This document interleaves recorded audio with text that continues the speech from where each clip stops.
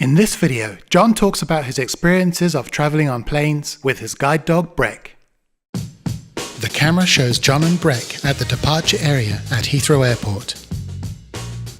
My name's John Welsman and I'm with my guide dog Breck, and he's been with me for 6 years. John and Breck walk to the check-in desk and are greeted by staff.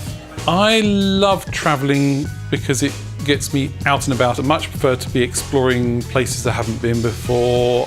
It's the sounds of what's going on around, the food, the smells, sometimes the interactions that that make travel really interesting.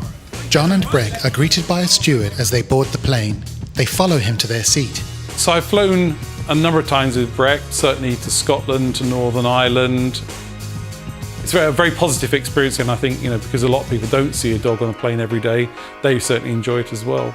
John sits on a sofa with Breck at his feet and tells us more about his story. I was born partially sighted, and at the age of 11 I went to a specialist school for the partially sighted in Exeter. A year later I lost my sight, and then I had to learn life really as a blind person. So for me that was starting to learn to read Braille, learning to use a long cane to guide myself around.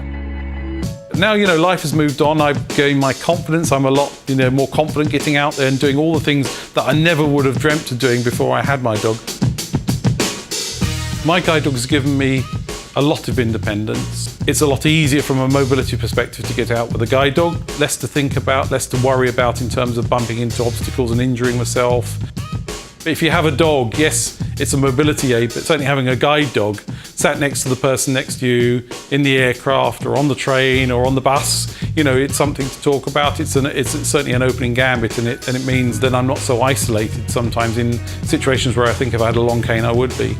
John is talking with a fellow passenger and both are stroking Breck.